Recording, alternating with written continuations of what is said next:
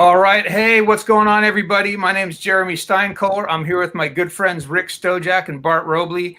We're on the Drummers Education Connection, and today we have the great fortune of having a very special guest. He's one of my favorite drummers and just a fantastic guy, down to earth, salt of the earth kind of drummer. Mike Clark, welcome to the Drummers Education Connection. Yeah. Mike, thank you. It's our pleasure. It's a Mike, real honor to have you on. Thank you. For those of you who aren't yet familiar with Mike's playing, you can find him on albums with Herbie Hancock, Joe Henderson, Bobby Hutcherson, Vince Guaraldi, Wayne Shorter, Albert King, Gil Evans, Donald Harrison, and many, many more. Most people know Mike as a funk drummer for the stuff he did with Herbie Hancock. We're going to talk about that a little bit, but we're also going to talk about all the projects he's got as his own band leader and several albums that he's got going now, as well as a touring gig happening. So you've also got some books you published. We're going to talk about so much. Mike is also, I forgot to mention, Mike is an endorser of DW Drums, Istanbul Agop Cymbals, Evans Drumheads, and Innovative Percussion Drumsticks. So he's been around for a long, long time, heavy cat on the scene, and from Oakland, where I am living right now in the Bay Area. So happy to have another native. Actually, I'm from New York originally. Now he's from Oakland, but lives in New York. I'm from New York, but we have the same vibes going. So Mike, let's talk about what you got going on now. I know you just released an album with Mike Zilber called "Drop the Mic," right? Yeah, mic drop actually, and here it is. Oops! Oh, my screen is backwards. Okay, I'm like, here it is, right here.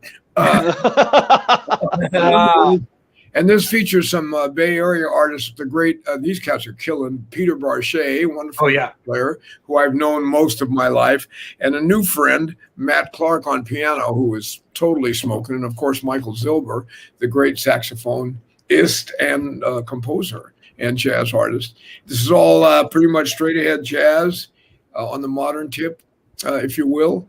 And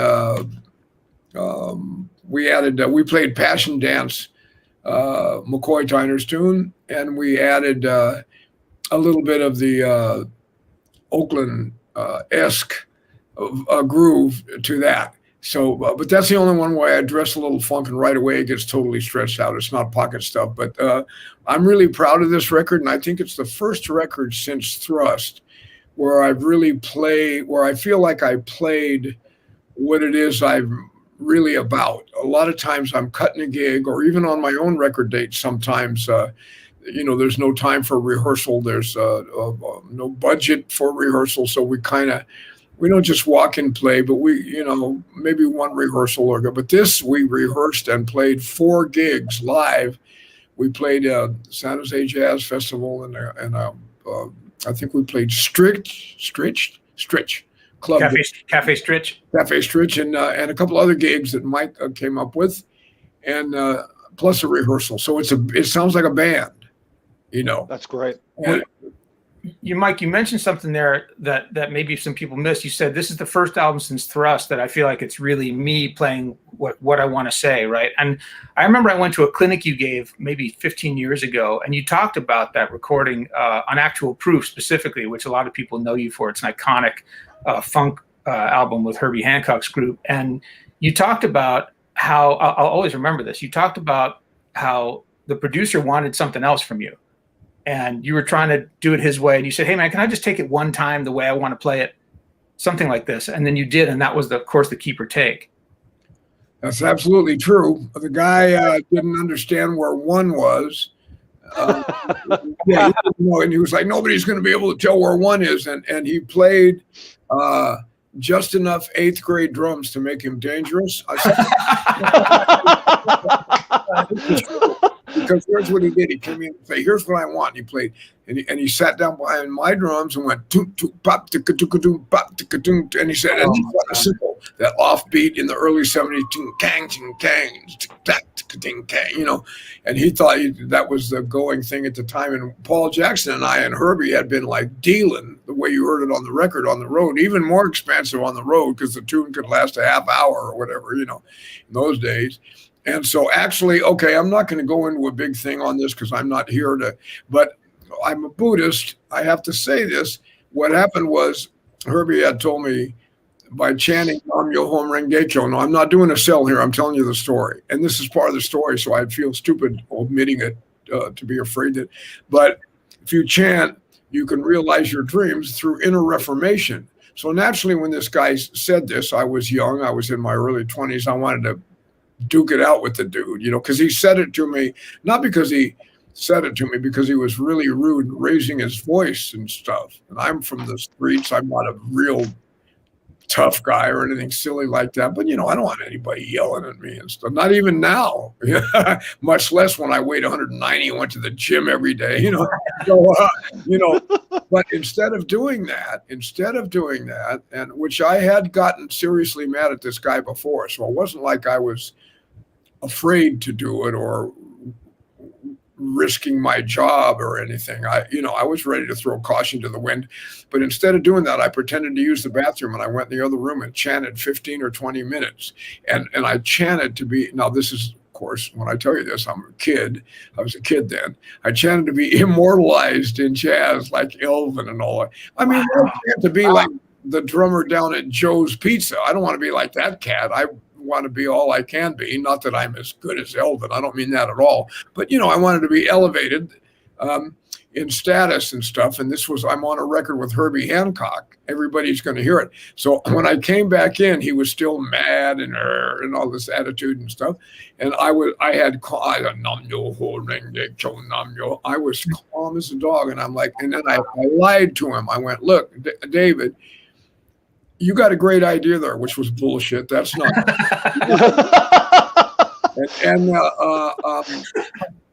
But we're more comfortable doing it our way. And then he immediately he goes, "You got one pass to make it." Angry. We did it in one take, just as you heard it.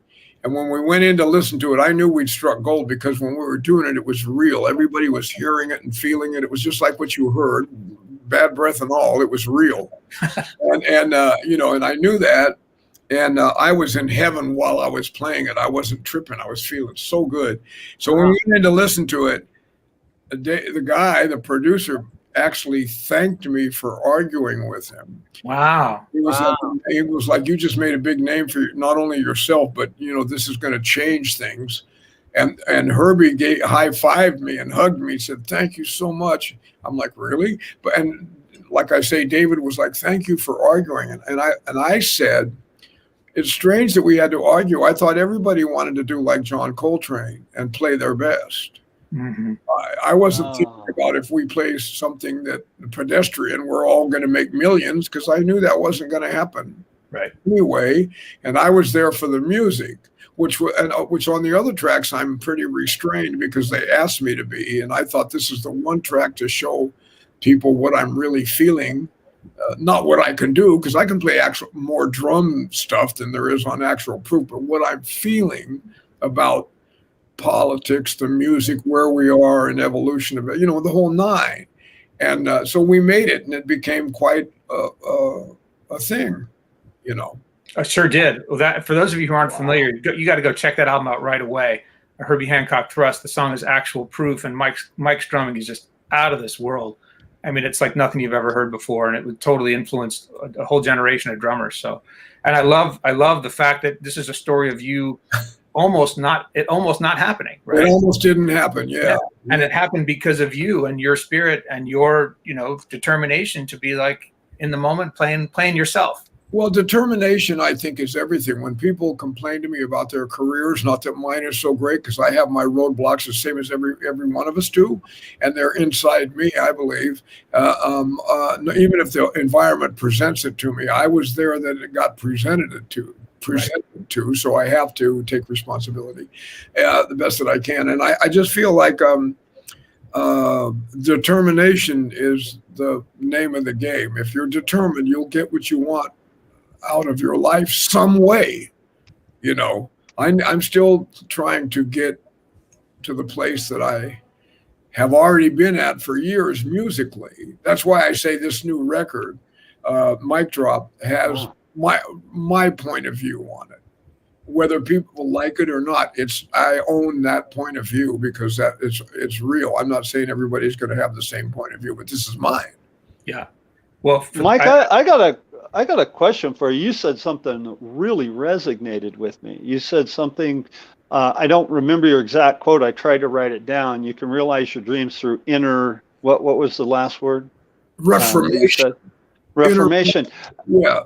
And you said you do chanting.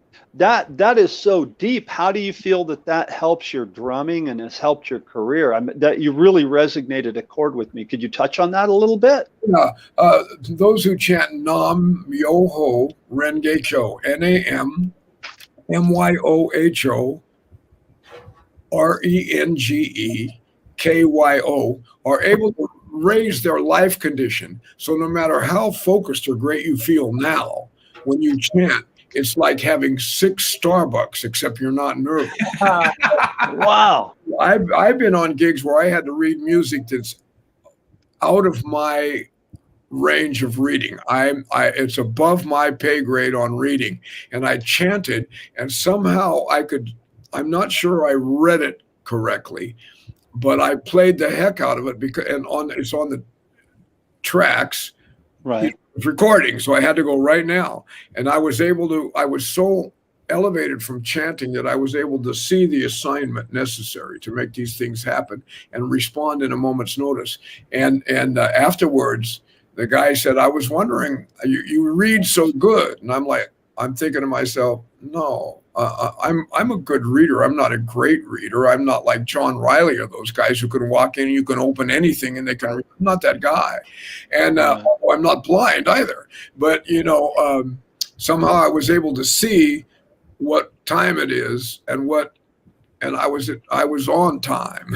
and then there was one place where there was this wild grouping of figures it's just all 16th notes with ties and rest, and I could hardly physically see it. And I just started playing some stuff, bash, I knew where one was, and afterwards it sounded like I was making the figure. Wow. The guy was like, man, that's great, Mike. And I'm like, oh,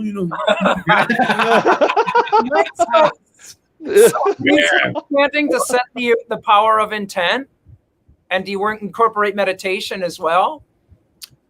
Say that to me again, Rick. I'm sorry. I'm sorry. Do you still chant to help set the power of intent, and do you incorporate meditation in as well? I do. I chant every morning and evening, and it also, and I chant from my dream to come true and how I'm going to go about this and what I need to change about myself, because the reasons I haven't got certain things are inside my life. It's not just bad luck or so-and-so got the gig and I should have it. It's none of that. So so by changing, eventually it comes to my mind what it is I'm not doing that needs to be enhanced. And of course, the things you're doing well, it brings that out even farther. So the Buddhism also, part of the promise is that you increase your fortune by changing your mind about yourself. If your self-esteem, the way or if you stop short of your dream and you're satisfied, or don't think that's for the other guy, he can make it, although he's nothing more than a human like you could do it, any of that stuff is all BS. And through chanting, it removes that from my consciousness. And eventually I start to kind of sink back down, and then I chant again that evening, it brings it back up. And so daily you're raising your overall life condition, But if you find a corner and chant for 15 or 20 minutes, you're going to feel what I'm talking about. And it's experiential. It's more about feeling it than the words. Of course, if I'm going to tell you about it, I got to tell you. So we need words, but it's your experience that will tell the story. There it is. That's the best drum. That's better than any drum lesson ever. That's more important. Yeah, that's really cool. If I may. Yes. Right. The title of the track wasn't always actual proof. And Buddhism, they based on your prayer gets answered. In other words, your determination gets answered. And you get through the synchronicity of the universe. That's part of the benefit too. You're in the right place at the right time to meet people that are lined up with what you're wanting to do, and then you're also in a space to be able to pull it down when it does show up and not screw it up or say the wrong thing or whatever, and it's all natural. You're not too aware of, I better not do this, or it's just kind of normal life. And so you get what you have chanted for through inner reformation, and that is what they call actual proof. So when Herbie heard that I stood up and fought for my dream, and then it manifested on the tracks, he changed the name of the tune to Actual Proof. Oh, fantastic. Oh, Great man, story. that is a great He was story. trying to get me to go along with this, and I would have all these questions like, oh, BS, or something. He'd be like, so he was like, there you go, man. Hey, and Mike, I got another question for you in regards to actual proof. I watched a video this morning. I think it was on Drumeo, and you were talking about the groove to actual proof, and you said Herbie Hancock was an interactive musician. Maybe you can expand upon that and talk about to some of the people that are out there watching what you mean by that. What do you mean by he was an interactive musician? I really like that. Great question. Well, what I mean is, first of all, he hears the entire picture. He hears every one of us, and he hears every note what you're playing. And then his mind can not only translate that in a nanosecond, but he's already thinking ahead without thinking of how he's going to add something new and fresh and different to encourage everybody. And he's not a selfish musician. He plays a whole ton of stuff, as we all know, great stuff harmonically and rhythmically, but he's doing it based on the conversation that the band is having. We're all having this conversation, and if he's the main soloist and he's the kind of the lead voice, but we're all speaking to him at the same time.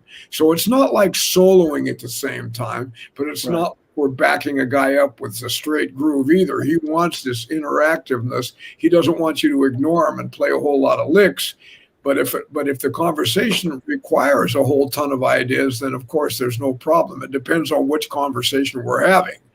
And he tracks you. It's like this robot. I don't mean that his playing is stiff and robotic, but it's like this brain that he can, when he's playing, he's tracking, he's hearing everybody, and he's keeping track of everything. And once that conversation starts, and then he can apply all his power and knowledge to it, and that's when you have to be on your game, because that dude ain't playing. Sure. Yeah, for sure. Got to play with. It's more than how you play the drums or how you play the groove. You're dealing with this guy, man. He's been up there with Tony Williams most of his life. Now, these guys have their own language private between the two of them, so they can turn it inside out and upside down without even trying. So you're dealing with all that, and then you got to add your 2 cents to it. So it's a handful. At the same time, it's a responsibility, but it's a lot of fun, man. At the same time that I'm saying this, I have to contradict myself and say, because of his interactiveness and his listening, he's one of the easiest people to play with I've ever played with in my life. Like, it was serious. Really? Yeah, man. But you had to be on your job, because he could lose you. He could make you think he's on the wrong side of the beat, and you fix it, and he's like, He'll play a big chord, clang, to let you know, no, man. You don't need to second guess me. I got this, is what he's letting you know. Took me about a week or so to figure out. I tried to fix it, but he was right. And so I had to let him have his say. Yeah. Work out right. And once I learned to trust him like that, I mean, it's one thing to trust Herbie Hancock because he's made all the records. It's another thing to be on the stage with a dude and he's unloading on you. Yeah, right. Is that, was that intimidating? Was it, what was it like at first? At first, it was fun, because he's got a lot of soul, so it was fun, and you're, oh man. At the same time, it's intimidating, and that's why he got me to chant. He said, don't be afraid to announce yourself. So you let the cage bird sing. So I chanted 20 minutes and went out on the stage and played my butt off. And he was like, there you go. And I'm like, okay. And that's when I made not to take it back into But that's when I made my that's what freed me, because I was thinking it at first. First, I was feeling it. It was fun, like going down the hill of a roller coaster. But then when all the heavy curves came up, I had to really be, oh man, you know what I mean? So, but after a while, I gained confidence, and then I could play with him. And then I started messing with him after he taught me some stuff. I would turn it on him when he wasn't all the way focused, and I'd catch him every once in a while. I would just feel like, look, he'd be like, I'd be like, gotcha. That's cool that you guys had that interaction, and you could play with each other that way, but also mess with each other. You know, if you go, hey, I got you on that one. He liked to be challenged. He's a good guy, man. He was cool with all of me and Paul and all of our craziness, and we could, after a while, we would lose him. You know, and it became a competition of who could lose who, like Herbie's competitive. So we were young, you know, and none of it would be talked about. You know, you had to go up there, and it was like, you know, his way was not talking about it, going up there and dealing with it. You know, everybody's totally aware of what's going on. How far outside can I go tonight? Yeah, what a fantastic experience. Yeah. You know, and that man was on and off the bandstand, because his, I think one of the reasons he's got such a successful career is because he can take in any human being, doesn't matter what kind of money, what you could be, like homeless, or he treats everybody the same. He's just like that. He was like that. That's cool. You know? Yeah, it's very cool, man. He's like a genius. He's an actual genius of humanity, not just music. And you know, yeah. I believe it. What a fantastic life experience for you to be able to share that wavelength with him. You know, on the stage and personally too. Just circling back, I wanted to ask you: can you recommend any books on chanting? You know, you're speaking my language. I'm a big meditator and really into all of this stuff. You know what? A guy named Richard Costin, Caustin, has one called, I think it's The Buddha and Everyday Life. And that's like a real nuts and bolts, non-magical, non-woo-woo look at this stuff. And it does what it does. It breaks it down to like some common sense meat and potatoes, you know. That's really what we need. Yep, that's great. And if I'm wrong about the title, I don't want to leave the screen. It's in the other room. If I'm wrong about the title, I will immediately after this text Jeremy, and so he can let you know.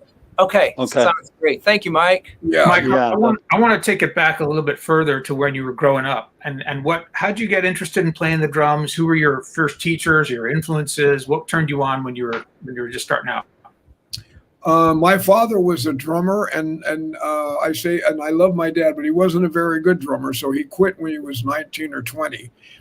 But his love and passion for jazz never quit. So we always, before I could walk, when I was still, you know, unable to, when I was in the whatever they put you in those days, I don't even know if we had bassinets when I was born. Threw me on the floor, you know, but in the bass drum case. Yeah. I was just gonna say that, dude. Jeremy, you read my mind. I was just gonna say he put you in a bass drum case. That's before they put foam in them. There you go. You know, there was always jazz records and what they called, and I'm sure you guys know all this, so I'm not giving a lesson here, jump music in those days, which was like Wynonie Harris, Louis Prima, Big J, all blues, basically, but with a jazz band kind of blues, you know, Caledonia, you know, I'm trying to think of this one guy that was amazing, but I'm having a senior moment and can't. But anyway, he'd play. Louis Jordan. Who? Louis Jordan. Louis Jordan. Definitely Louis Jordan for days of the Caledonia thing. Yeah, but there's another guy, Wynonie Harris. And there was this other cat. Jimmy Rushing, of course, and Big Joe Turner. All of that. He had a ton of that was going on when I was born. He was into it. But then he also had Basie, Goodman, Krupa. Well, Krupa was with Goodman. Well, Gene Krupa records and Eli Krupa. And Zooty Singleton, Louis Armstrong, and I'm the guy that got him into bebop later. Not much later. I was about 8 when I discovered it. But and he would buy all kinds of drum records, Skin Deep with Louis Bellson. And I don't have my glasses, so I can't quite see that. Zorro and Daniel Glass, the early commandments of rhythm and blues drumming, which is the best resource I've ever seen that talks about the life and the music of all these players. And so it's a history book and a method book. Beautiful, man. Yeah. Hey, real quick as a side note, in the comments on Facebook, Kathy Smoller-Smith put the name of that book, Mike, is Richard Costin, The Buddha in Daily Life, an Introduction to Buddhism. So there you go. There's the name of that book. Okay. So sorry, didn't mean to interrupt your thought, but it was on here, so I wanted. Yeah, thank you, Kathy. I got you on that. Okay, cool. That's my student. Love her. Okay. Yeah. Daniel writes some great. He's thorough, man. So I'm going to get that book. That's a great book. Yeah. Dude, Daniel's a badass. Daniel's great, man. Love it. Yeah, no kidding. He's got a funny. Ask him about this, not me, but he's got a great story about James Gadsden that you got about playing James's drums. It's a classic. Oh, that's really? Went and sat in, and I'm going to stop right there. He can tell you the rest. Oh, okay, cool. Yeah, I got to hear that one. Okay, so Mike, you grew up in Oakland, right? No, what happened was I was born in Sacramento, and my father had all these records, like I say, Buck Clayton.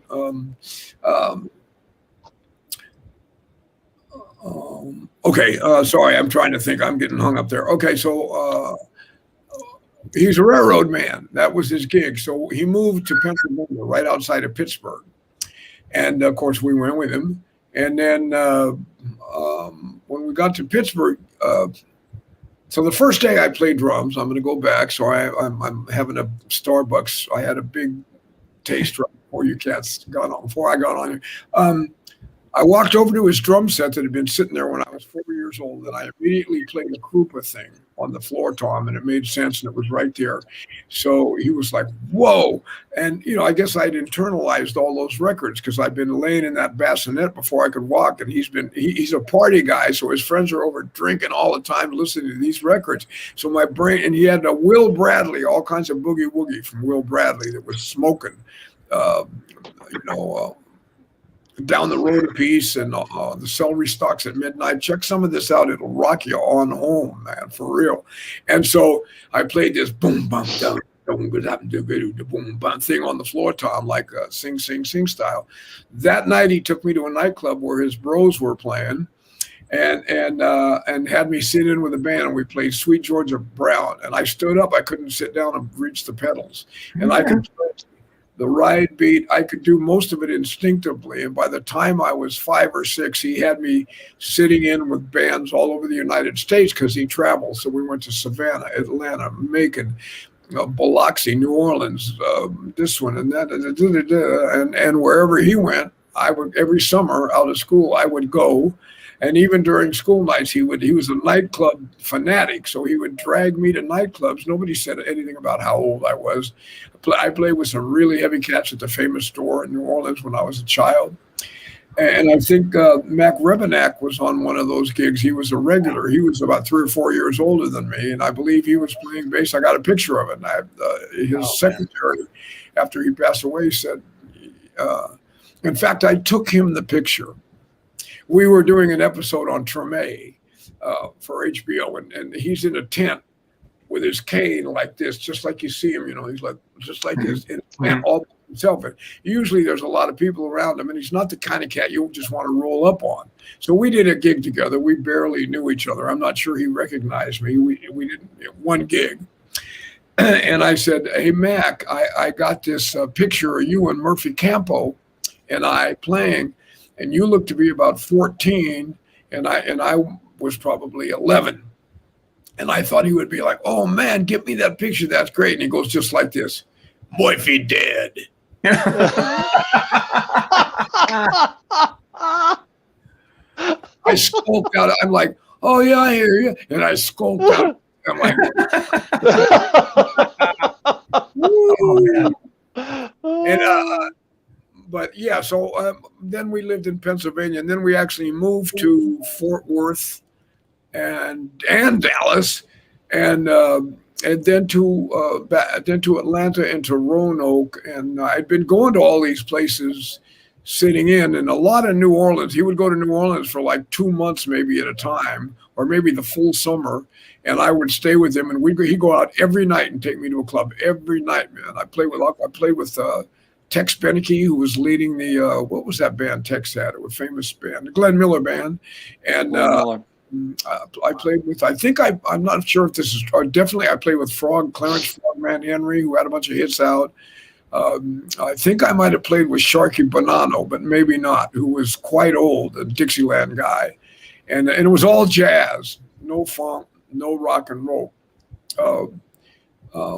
Well, anyway, I can't think of everybody right now, but this went on for years until I got in high school, and then I was too hip to. I would be embarrassed that he would ask, "Don't ask the band to play," or I would be embarrassed that my dad took me to a club. You know, I already had girlfriends, and I was doing a bunch of gigs myself. Now I was way into Art Blakey and all of these cats. I had left Krupa and Louis Bellson. I know those guys. They never really leave, but Zooty Singleton. I used to be a fan of all those guys. All those Prima drummers. Oh, there's another thing. He would take me to hear Louis Prima, so I met all the cats that played with Prima, and they all showed me something when I was a kid. All Man, no kidding. Bobby Morris, Paul Ferreira, and I never met Jimmy Vincent, but I heard him a million times. And so I was so my dad, we'd get calls to bring me out on the road to play as a child drummer, 8 and 9 years old, because after he'd take me to sit in, somebody would go, "Hey, I got an idea. We got something for your kid here. You want to bring him?" My dad'd be like, "Hell yeah." So my life was this, the nightclub thing. And I never was a studio guy. I made a lot of records, but I'm not like a studio call guy. I've always been like I'm still a nightclub drummer. And I always played jazz and bebop. The funk thing I got well known for. It's not like I don't like it, but it's not my passion. It's like I played with Fred Wesley the other night, so he's playing some James Brown stuff, and it feels so good. Who doesn't want to do that? But meanwhile, a real bag is this other thing, and always has been. It's interesting, you know, you're the model of how you grew up as a drummer is like it just doesn't happen as much anymore, right? And nowadays you take lessons, you watch videos, you practice from books, but you listened to records and you played shows, and you got taught and tutored by the guys that were coming through town, and that was the old way you learned, in the trenches, the real way to do it. I've never had a drum lesson. I've never had a drum lesson. What I did have is I take lessons now sometime from my reading from a great drummer and a guy that can read anything. Like he loved, the harder it is, the more he likes it. I'm like, what? You like that? Bonadillo. He played some with Pat Martina and Jack Wilkins and Sting, and he can play anything, and he plays great. And he can read anything as if he's already been playing it for a month. He can cite it as Joe Bonadillo. Great drummer. He's there. He's in New York there with you, or New York guy? Yeah. He's a couple of stops out of New York. Okay, cool. How did you make your way to New York? How did you get to New York where you're at now? I played with when the Herbie gig was over. I went back, and after that experience, it was hard to go back and just play gigs around San Francisco. It was not the same. Yeah. And it was not. It was quiet and mushy and laid back, and I was like, no, I can't do this. And Oakland, the whole Oakland mystique and the magic of Oakland was dying, and it had been done. People were moving on. And so I went out with a group called Brand X. Yeah, we went to England with them and spent about a year and a half with them also on the road. We did some albums that I thought were I'm not saying that I was playing fantastic or any ego stuff, but I thought the albums were really great experiences, and really I'd never played rock or fusion. unless you want to call it Headhunters fusion, but that was really jazz and funk mixed together, you know. And so these guys were a stone cold fusion band, and I'd never done anything like that before. So they called me, and I went and did it. We went to Ringo Starr's house in Ascot, England, and recorded 2 great albums. And Ringo Starr's house was called Startling Studios, and it was originally John and Yoko's house. So from that video, Imagine, white piano was still there. And holy cow! And I slept in John and Yoko's bedroom. They were like, "Take that room, Clark." And I'm like, "Okay." I didn't even know where I was. Something on the 2nd floor. I walked in the room, and on each side of the bed, one said John and one said Yoko. And I'm not a big Beatles fan. I liked them. I never really tripped on them that hard. I was more on the jazz and R&B side of the thing, and but it was. I'm like, wow. And then you push this button. And the louvered window, these shutters open, and there was a giant Tyrannosaurus, the one that Ringo had from built out of something or other, looking in the window with its fangs open, and like, man, he's and you're like, hey, did we get fed on this gig? Yeah, right. And this was real rock star stuff, big parties that I can't even talk about. It was so deep in sunken bathtubs and cooks that made all of these amazing meals. And Phil Collins was there a lot. He was on part of the record, and I was on. He had the reason I was on the gig is because he was blowing up in Genesis and couldn't do it anymore. So somebody liked me and said, "Call this guy. He's a different. It'll be a different look at things. You're definitely not going to hear the regular fusion licks coming from me because I don't play like I nothing against it. I like hearing Billy Cobham and those guys when they were doing that. I loved it, but I didn't really, my language is different. And so I forget the question, but anyway, something like that. So when I got done with that, I went back to San Francisco, and Eddie Henderson called me, and he had a 1-year, 5-night-a-week bebop gig at a club called Christo's, and it was Joe Henderson, me, Julian Priester, Hashima Mark Williams on bass, Waheem Young on piano, and then later Mark Levine, and Phil Sanders would come and play when Joe Henderson couldn't make it, and eventually Dave Liebman took the gig. So, and it was 5 nights a week for a year. Easy, wow. Who gets a jazz gig like that ever? Yeah, right. Then and now, one club, the same club, so you really have the sound of the joint in your head, and you can really play your stuff. An amazing experience. When that ended, I had to go I immediately went to New York. I said, "Man, I gotta go." Best move I ever made. Best move. No kidding. How long have you been there now? Since 1978. Oh wow, so quite some time. Yeah, wow. I learned what I thought I already knew. I was young, yeah, man, I got that. But then I came to New York and I was like, oh, I don't got that. And not to the degree that these guys do. So it was a really back in school learning experience to this day. Marvelous musician for jazz playing.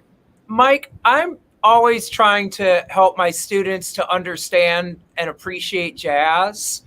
And I'm wondering if you could recommend some, get started artists that might not be too heavy or too intense for them. And, I understand they've been raised with rock and roll, so it's a different world. So do you have any advice on how to get them into it? Well, I would listen to anything with Max Roach. Mm-hmm. There you go. Yeah. Philly Joe. Pre Elvin and Tony. Go back before that. Oh, okay. Big Sid. I think I said Big Sid. Everything that Charlie Parker has done. Listen to all that. All that. I don't think I've listened to all of that. It's too much for one guy. But maybe, let me get you. And then let's see. And then for swinging, you want to have that dirty quarter note. Check out Ben Dixon, Al Harewood, these guys. who's the guy that played with Dexter from Newark? Eddie Gladden. Woo, he's got a nasty groove. You want to have a dirty, filthy, rotten, nasty quarter note. Yeah. You know, and then to get the grease dripping and learn teach them about the ice cream scoop. That's a certain way to get that quarter note off. And Ben Riley, you know, I'm trying to think of whose cymbal hangs out in the pre. Oh, Jimmy Cobb, for crying out loud. There's some. Right. There you go. And Tootie Heath, Mickey Roker, you know, and because once you go into Elvin and Tony, you're going to want to play your butt off, and it takes you a while to realize. Usually, it takes most guys a while to realize, oh, I'm not Elvin and Tony, and then you find your own way. But I base my stuff. My generation is kind of lucky in the fact that those guys were the guys we were listening to before Elvin and Tony were popular. You know what I mean? So I think the whole thing, Philly Joe Jones, the poetry, rudiment thing, it's different than the chops that we have now. It's not up off the drum, and it's not a lot of singles, and it's rudiment. It's roughs and drags and Wilcox. That's right. Philly Joe was a huge Wilcoxon devotee. Yeah, It was fun. That's it right there. It is. You know what? I'm on tour right now. I'm calling you from this. I'm in an Airbnb while we're on the road. We're hubbing out of here, and this is what I have in my room. I have this, and I have my music stand and some drumsticks. So this right here, that'll work your butt off, man. Good. Thanks to Jeremy Steinkohler. All right, Jeremy, way to go. My coffee's in the other room on a music stand too. There you go. Right. Right there, you know. This is the drum room and slash office. But a lot of times after practicing like some Wilcoxon or if I'm going to do rudiments or things I already know to warm up, then I watch a half-hour series. That way I don't feel, the stress when you're trying to get your hands up, and it just happens automatically. And by the end of a half hour, my hands, I realize I'm slowly improving strength and speed. Not that RPMs is the end all be all, but it's good to have something like that going on. And that way I'm not so, I don't, how boring it can be to practice rudiments that you already know. Oh yeah. Yes. I have to do that to keep, like now I have some tendonitis issues. I'm not a spring chicken, so I keep myself going, and it really pays off on the live gigs, man. I can go out there and pretty much play without warming up. You know how it is on the road. Sometimes there ain't no time to warm up. You travel all day, sound check. As soon as you get off the plane, you can't get to the hotel, eat, and you're on stage. Yeah. And the best we're pretty fortunate right now. We're to where we have a little bit more time, but lived that many a time. And you know what, that brings up another question. You really, again, struck a chord with me on the chanting thing. Do you, I try to warm up before I play every time. Do you try to chant every time before you play, Mike? Damn right. Wow. Right on. Really, no kidding. I can't always find the time. Like I say, sometimes you got to go right to sound check. Right. No time for anything. You know how that drill goes. Like you're in last night's clothes. You can't even get into it. You got to just do it, man. And but yes, I'm really consistent. I get it in before I play. Yeah, and in order to have that life condition all day, I try to get as much as, like, let's say my goal is a half hour. I get a half hour in the morning, and then if I can get another 10 or 15 before the gig, I'm gold. I feel great. I'm confident. I'm reacting to other humans great without a bunch of extra. When you get tired, it's hard to be at your best. And then I can play at a fairly respectable level each night. Wow. So yes, that's fantastic. Mike, that's really cool. Taking on students? I got, I'm not a great teacher, because it's hard for me. I never transposed or anything. Like Butch Miles said, we just used to hear the drummer you like, and you try to tune your drums like that guy, and you make up your own way of doing what you thought he did until you can see him live, and even then, it's an estimation, you know. But so my teaching, I show what I know, and I'm pretty good at if they need me to write everything out. Well, most of what I do is in this book. Here's a plug. I was going to ask you about it. Good. There it is. There you go. Yeah, the post-bop drum book on Hudson Music. So most of my stuff, I tried to get the basics and then some, the jumping off point for most of what I do. So it's written out because I had a friend, Towner Geller, a great drummer, who came over and I played, and he wrote the whole damn thing down. And it took a minute, you know, like it was an endeavor of love, trust me. And so it's in this book. But yeah, and guys can work through the book with me, or if I get real with guys and they want to know what was that thing you just played, Mike, I can break it way down and at least verbally tell the guy, and he can write it down. And then I'd say video the lesson. If there's something I'm doing that you're interested, then you can take that with you and do it for yourself, and try not to do it exactly like I did. Put your own thing on it. Put your own stink on it. Right stank right now. Pee on that bad boy. I love it. You know? Hey, that brings up a question that I have. When you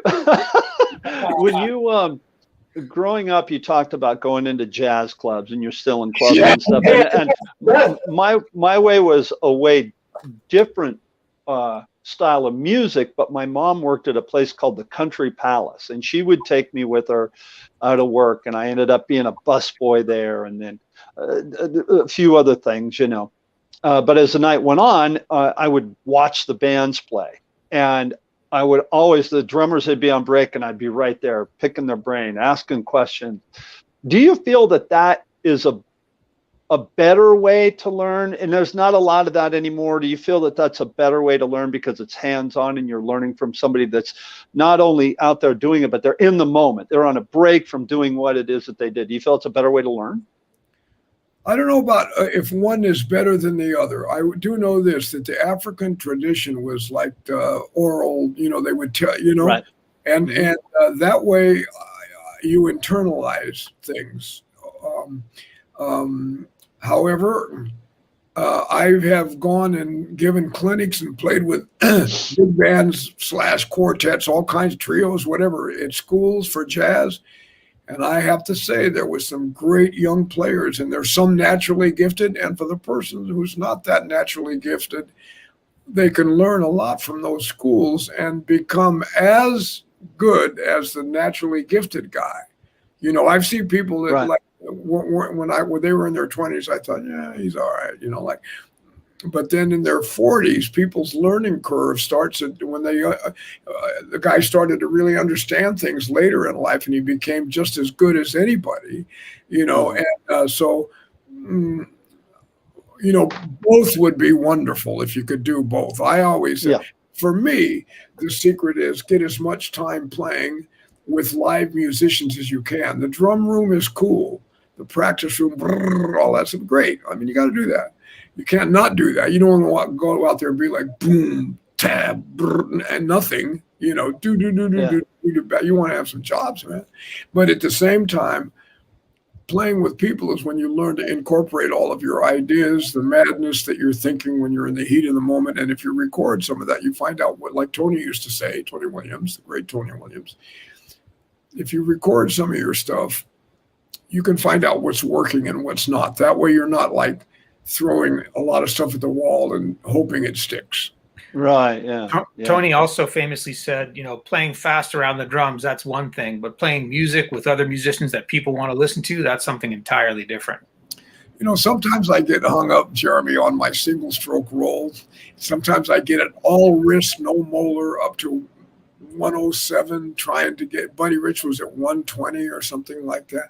So my students say, and I get hung up on that. On all of the jazz gigs that I work, which is pretty much post-bop stuff, I don't know where I would use anything like that. I can imagine the look on those guys' face if I break away Right. from language and go ta ta ta ta ta ta ta ta. They'd be, what are you doing, bro? What the hell? You know what I mean? Yeah. Sure. There was who was it that was on our show a couple months back? The drummer with Dwight Yoakam. You'll remember him, Bart. What was his name?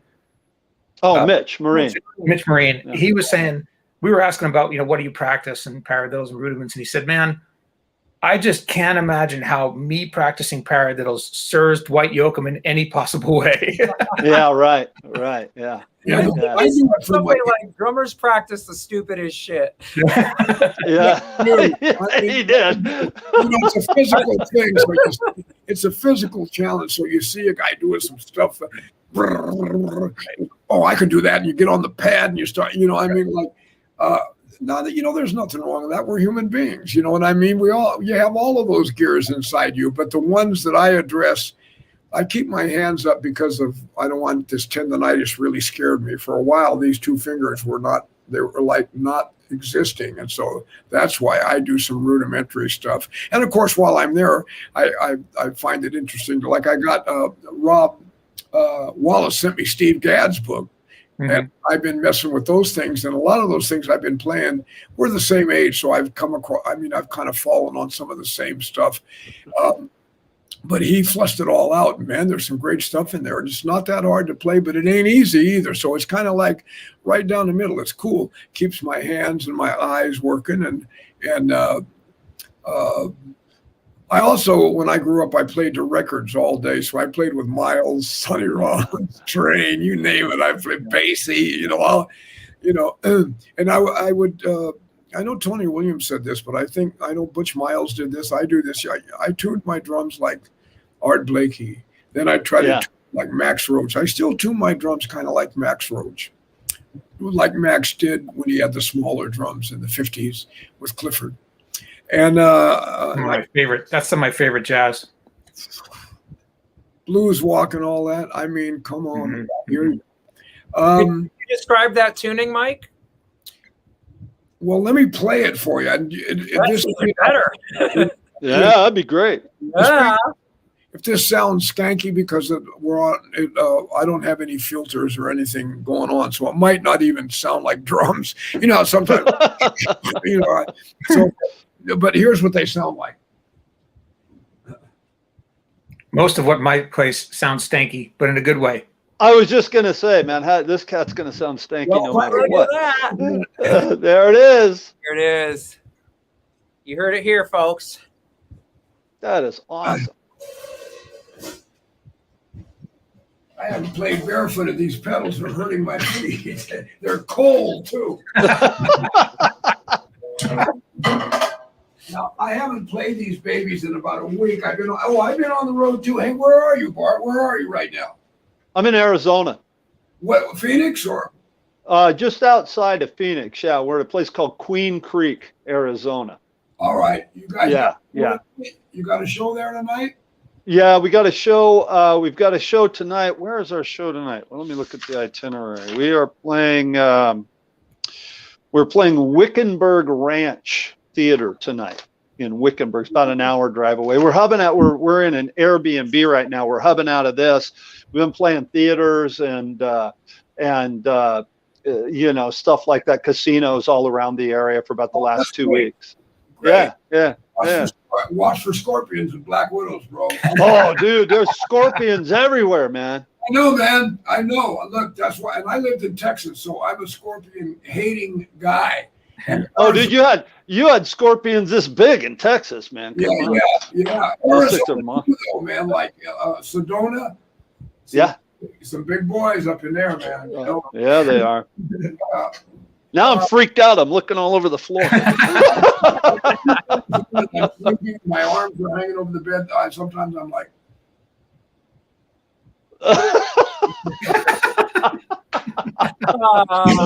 All right, let's hear those drums, man. All right, let's see.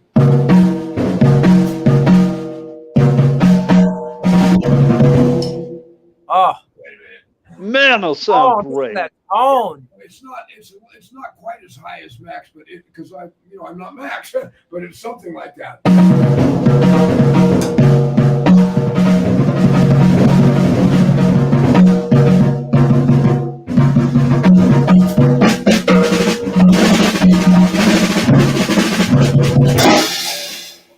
Woo! Yeah. Man. Oh man. Woo! Beautiful, beautiful. Here's the idea. Damn. It's kind of like a circle, but this was taught to me when I was 13 by Sam Woodyard, and Duke Ellington's drummer. I show everybody this. You can't use it for everything, and especially not at every tempo. But he turned a big circle. I squashed it down like a knife cut, kind of hitting, and like you're making that quarter note dance. You're lifting it up. Check it out.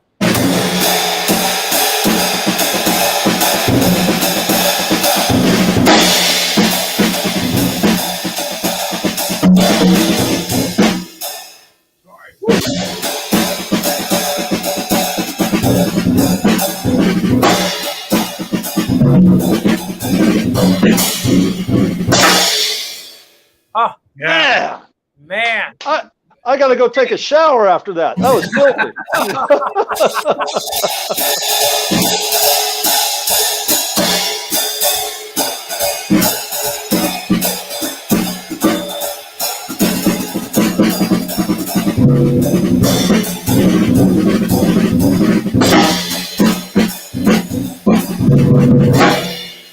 Yeah. Yeah. Man. Wow, That's what a what I'm treat to talking get about right I there. wasn't expecting a show, so that's I know. That's one No of the best kidding, things man. on the deck for sure. Oh. How much do we owe you for that? Send me a beer. Oh, absolutely fantastic. Yeah, Mike. man, that is. Yeah, no, but that's the swing thing I'm talking. I don't. You can't use it to everything. Depends on the velocity of the band, but it's a good dirty dig, though. You know what I mean? I don't know what translates on the computer sometimes. Drums. No, it did. Yeah, we could hear It did. Yeah, it sounded great. And Sounded I great. do my toms. Sounds close. Yeah, this is my practice snare. My other snare is much thicker than this one, but this is the one I used on thrust, and I use it to shed on. It's an old Ludwig, but my DW snare is more like it's just cleaner and more snap.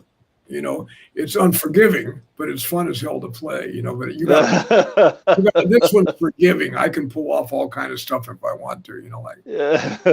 At least to the level that I'm able to. But the other one, it's like, now we ain't giving you.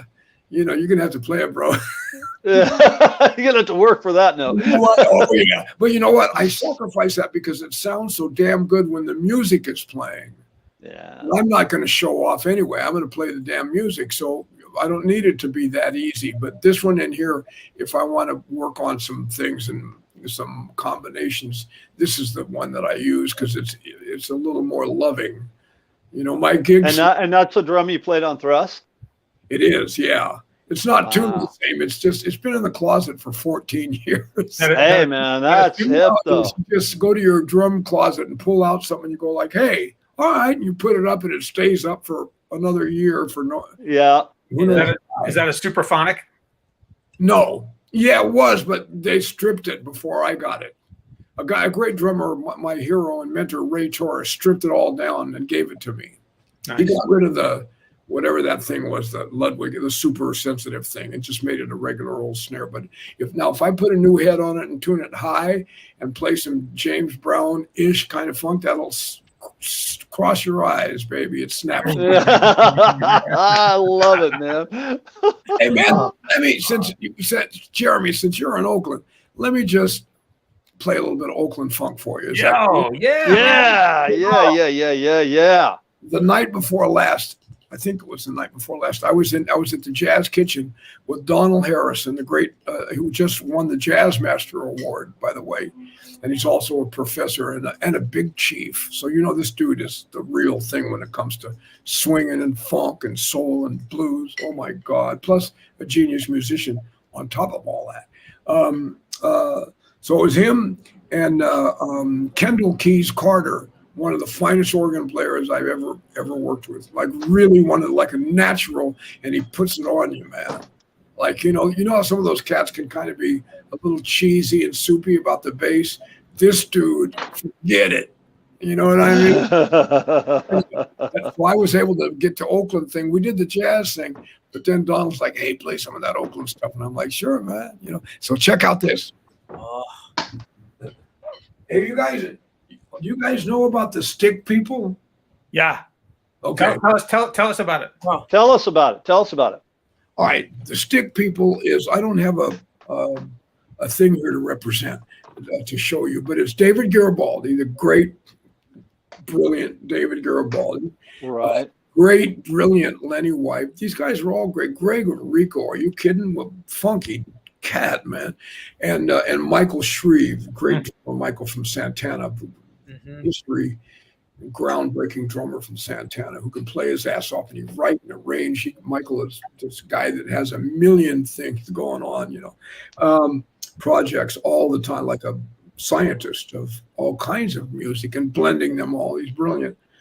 And we have a group and we interview people called the Stick People, and it's online. It's on YouTube. We interviewed Cobham a few weeks ago. We interview everybody, man. Antonio Sanchez a few weeks before that.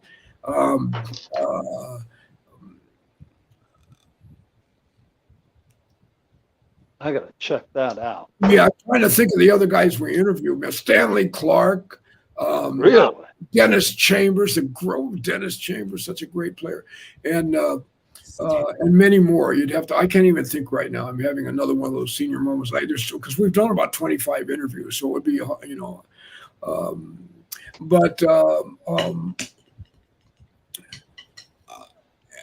these are all like Lenny White, all these guys asking these drummers questions. And we interview non-drummers too. Larry Graham, we're interviewing the great Larry Graham, Graham Central Station, tomorrow. Cool. And if you go on YouTube, you can find us, and some of it's funny as hell, man. I bet, man. Are you kidding, man? Some crazy stuff. Hey, I'll play this thing for you, a little Oakland style. My stuff's pretty easy to play. Sounds like he's got his toms tuned to a fourth. Do do. Yeah.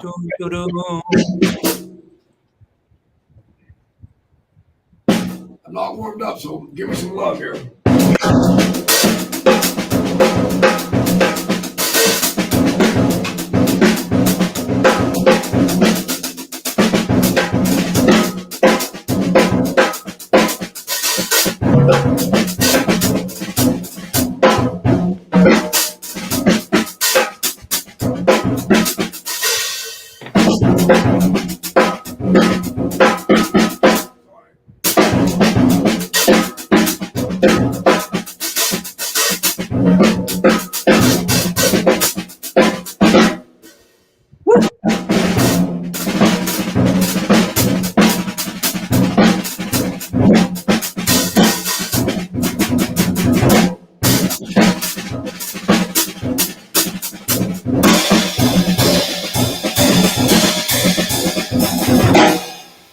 Yeah, man. Man, what a touch.